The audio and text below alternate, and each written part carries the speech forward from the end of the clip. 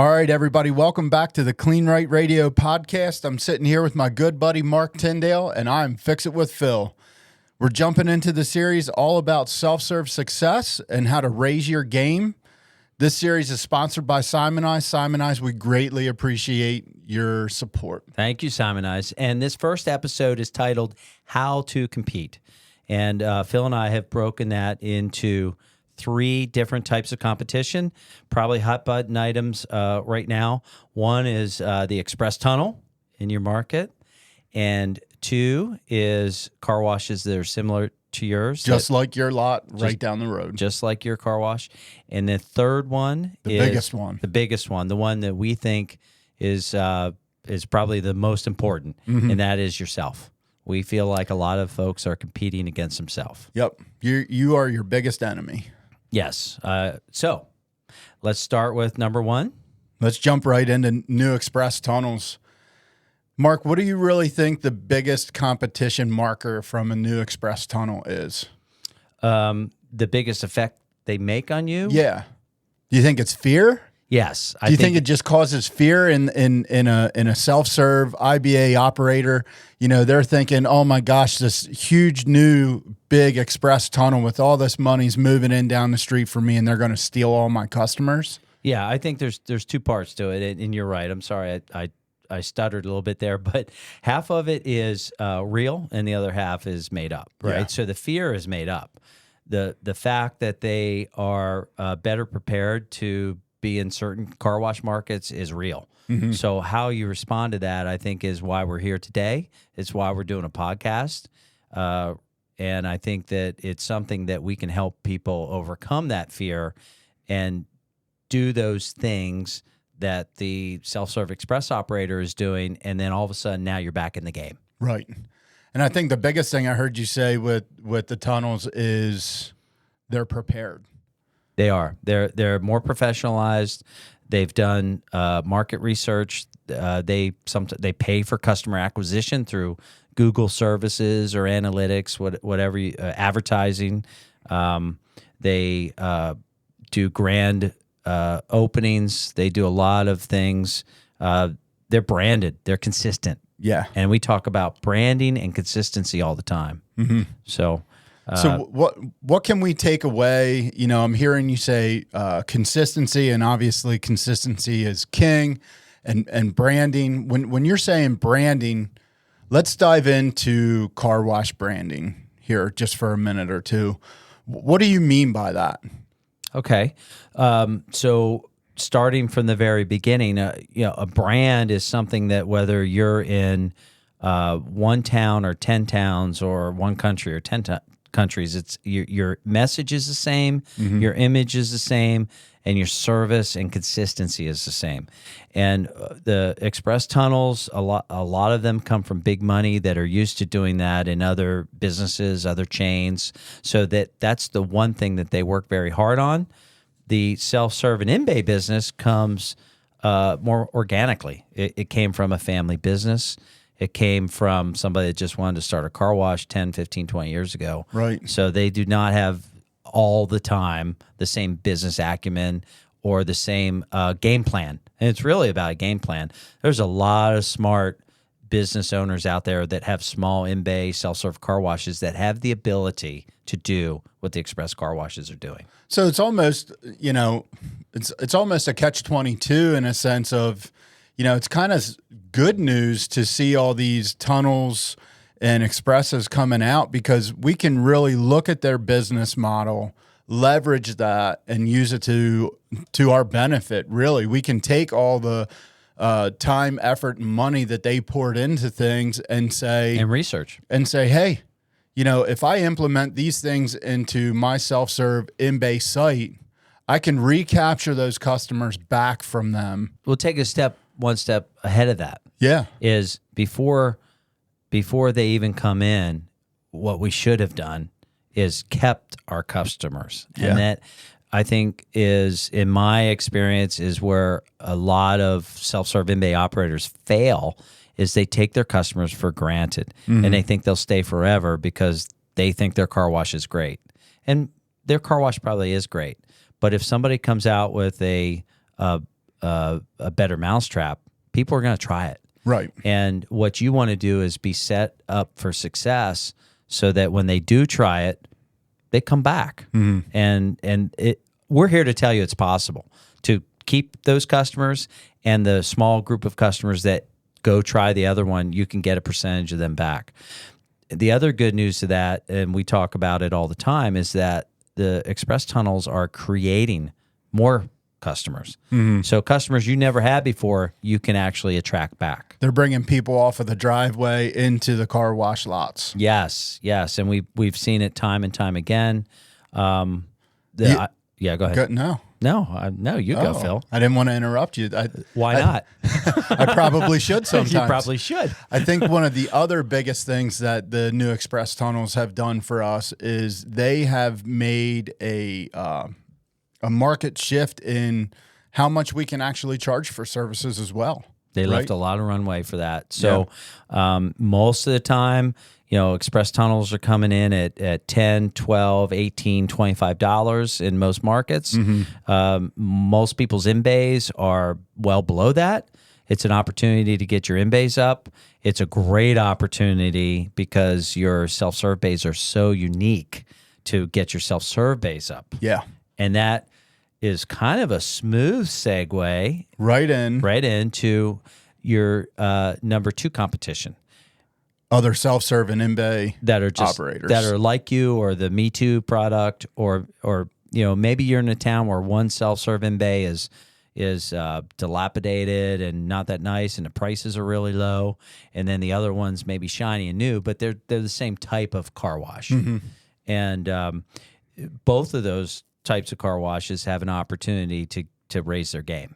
Yeah, to grow, to reinvest, to revamp your site if it takes that. I agree with you 100%. Yeah. So, let's talk 80-20. I know we touched on this before. You and I talk about it all the time, but 80-20, and that's kind of a made up thing here with us, but it's not kind of, it is made up, but we made I didn't want to admit it. We made it up for a reason. I mean, we don't really have any Kleen-Rite scientists or analysts here, doing a bunch of surveys, but with our huge client base and the people that we talk to, we know that approximately, and I'll explain the 80-20 rule.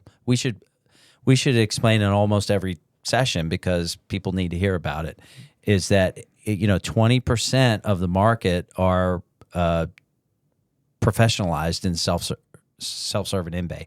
80% are leaving tons of opportunity on the table, and that is up to them, not up to their competition. Yeah.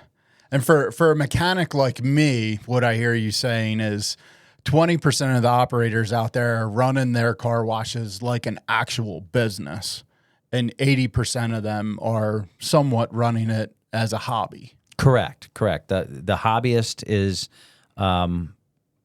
just getting by. Maybe everything is fine. Their 20-year-old automatic works fine. Why would I do anything with it? I'm okay charging $6 or $7 because I'm only offering $6 or $7. Whereas the 20%er wants the modern technology. They want the light shows. They want the new payment systems. They want clubs. And they want to charge $17, $18, $19 just below an express tunnel so that they can, have a viable business. And let's talk about some of that. Let's talk about those operators and the things that they're doing So we back up a little bit, not too much. Okay. Because we don't like to back up too much. Not too much. And that is, we talk about all the time. The guy is, I'm watching, Phil, you're my competitor, right? And I'm watching you. And I'm watching you. I'm at $1.50. What are you? $1.50. And then I'm waiting for you to go to $2. But do you ever go to $2? I'm not going to $2 because you didn't go to $2 right, yet. so we're both still at $1.50. Yep. And we both need to be at $4. Yeah. Yeah. And that is probably the biggest thing we see. And then in competing with other self-serving in-bays, you have to offer the basics. And the basics today are rinse, Well, no, yes, race is basic, but so basic is 8 positions anymore, not 5, right? Oh, yeah. Yeah, right. And basic is offering credit cards. I mean, everybody carries plastic. Why are you only accepting quarters? Yeah. I mean, that is super basic. Yeah, you talk to people on the show floor, and it's, I don't know if I want to spend that much money on getting credit cards on everything. You can't afford not to spend the money to put credit card on everything. Right. Asking if I should put swipes or taps in my bays was a question that people were asking me in the 90s. And I we was answered still it. in high school. And thank you, Phil. Appreciate that. But the answer back then was the same. You should have a credit card swipe on every device. Yeah. Every single device. So really the biggest takeaway from other self-serve and in-bays as your competition is you need to stop trying to compete with them, and you need to lead them. You need to be the leader. Stop watching them. Go to trade shows. Talk to your suppliers. Talk to your distributors. Yeah. Go find the nicest car washes you've ever seen and look at them. Take pictures. You travel if you have to. I mean, the car wash magazines have them all the time. You can Google them. I've seen some amazing. I operate pretty nice sites. Would you say I'm in the top 20%? I would say you are self-serve? Absolutely in the top 20%. And Phil's kind, but I see sites all the time that I'm like, wow. And if I'm doing that, what are the guys who have not so nice sites saying? Right. I think what they're saying is I can never get there, and that's not true. You can get there. You can get there. So, let's just real quick rattle off a couple things that, can take you from that 5-position, 8-position switch, or that, somewhat dated site and bring you up into 2025, the more modern site, the site that you can, feel good about, raising your prices, really. Right. And you've done it at your car wash in a good way. I mean, you're doing something I'm not doing. You're doing the self-serve club, which I want to do. I just haven't really had time to do it, and that's on me. But tell us a little bit about that, because I think your turn on price and your features go into offering things like a self-serve loyalty program. Yeah, so, when we're talking about trying to compete with New Express tunnels, how do you offer your customer value? Well, clubs are the hot rage right now. So in a self-serve bay, if you can do a club at $20 or $25 a month with a couple minutes of vac time on there, you can gain a lot of traction really quickly and give your customers the feeling of a great value for the services that you offer them. And, I've had great success with that. We're in, I think right now we're in almost the 300s of, one site, people being signed up for self-serve bay clubs. Just in self-serve clubs. Just in self-serve clubs alone. And if you throw another 300 in bay and tunnel clubs there, just for a single site, you're doing pretty well for self-serve and in bay. And the thing that came out of our Texas seminars that we have a huge advantage in self-serve and in-bay. We're 24/7. People still like to do things themselves. And if we offer, they want clubs, right? They do. They do. So we're offering that one thing that they want to, that they want from us. Yeah. So we have to offer it to them. Yeah. Yeah. I mean, if you think about it, everybody has a subscription for everything, right? Whether it's toothpaste, shaving cream, whatever that is, coffee coming to your house. And it makes them feel, it gives them buy-in to your site, and it does not give them, so here's the other thing, it does not give them a reason to go try the other sites. I was somewhat insulated when 6 express tunnels surrounded my 7 sites because I already had clubs. I was doing in-bay clubs since maybe 2008, 2010. Okay. So we already had a good foothold on it.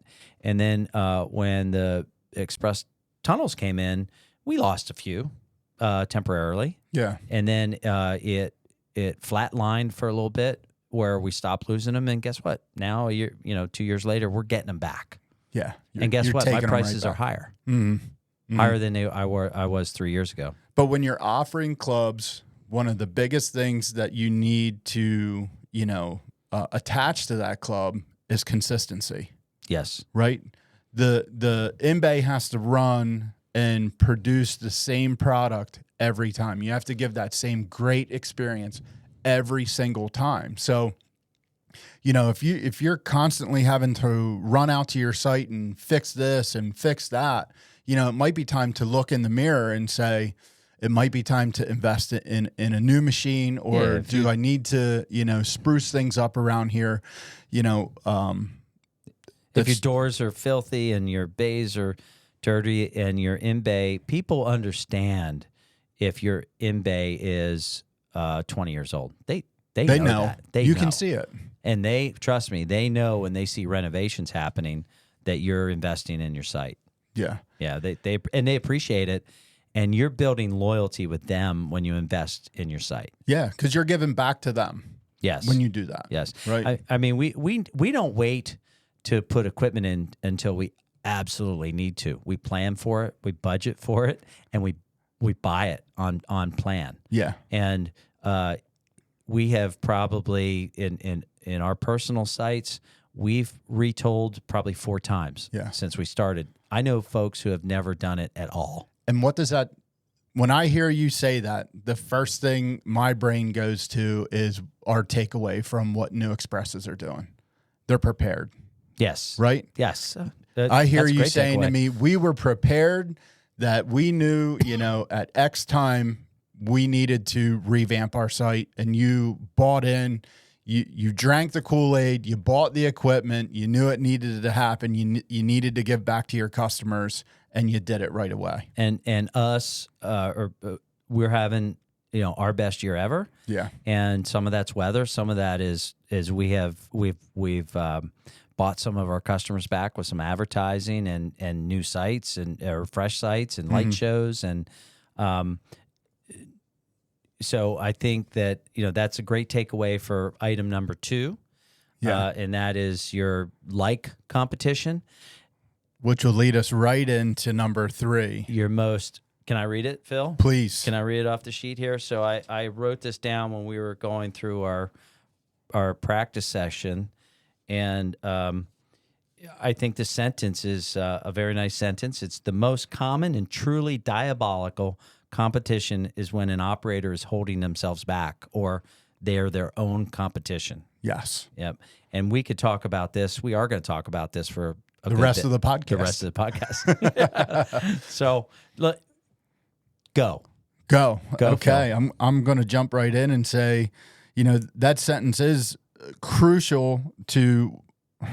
Yeah, no, you're right. It's crucial to the 80-20 rule. Right? It is. And if you don't believe in yourself, if you don't believe in your site, you are your biggest competition. You are in your own way from stepping up to the next level. If you are saying to yourself, I want to be the 20%, or I want this site to make more revenue for me and my partners, or if it's just my you next on your own for the next generation, for your grandkids, whatever it is, like, you need to get out of your own way. Right. If you think that you need to invest, if you think you need new equipment, if you think you need new lights, you probably do. You probably needed them 5 years ago. Yeah, 100%. And a lot of times, distributors and industry insiders and people at trade show operators just think that their advisors are just selling to them, but they're not. I mean, we've always been successful selling success, and the equipment sales come along with it. And I'm sitting on a podcast in 2025 because my customers listen to me, and now they're this.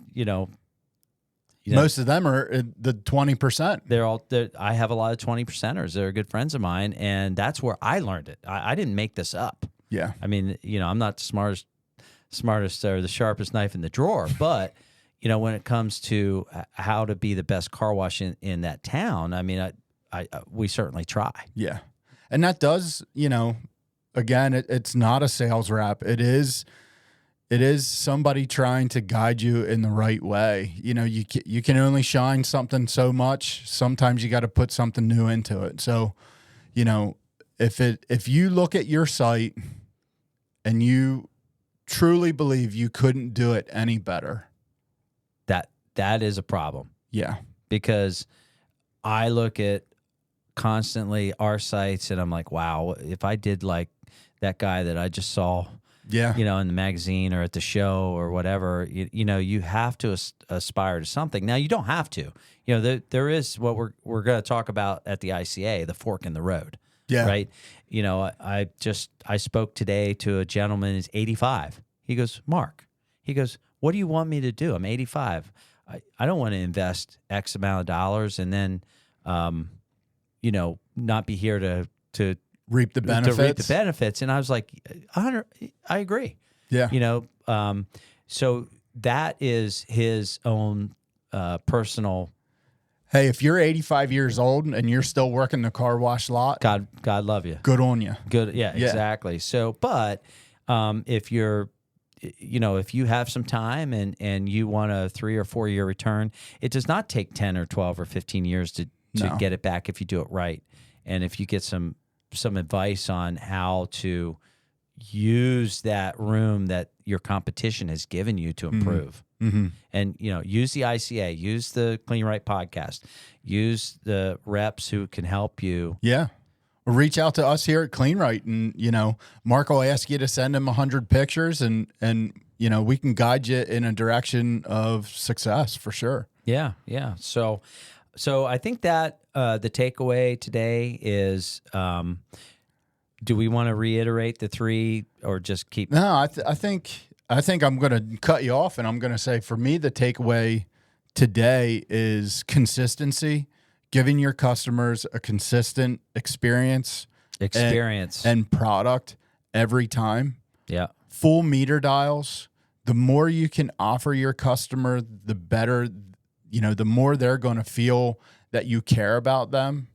You know, if you've been thinking about that project for the past 2 to 3 years, it's passing you by. Today's the day.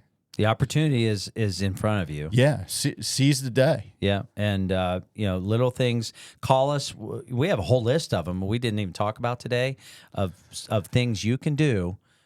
Some of them small, some of them big. Yeah, maybe we'll get Nate, the studio guy, to drop them down in the bottom, just so there's a list for people that can read over. And then if you have questions about that list, give us a call. We'd love to talk to you about it. Maybe we can set you up with a distributor in your area to help you out. Our passion is to help people succeed and help them compete, because we want everybody to do well. Yeah, there's room for everybody. It's just nicer to be better than the guy down the road. It is nicer. So anyway, I think we had a good day today. So yeah, I want to just thank everybody out there for tuning in to Kleen-Rite Radio. I want to thank Simon Eyes one more time for, you know, showing support and helping us get this podcast out to everybody. And we look forward to seeing you on the next one. Thank you.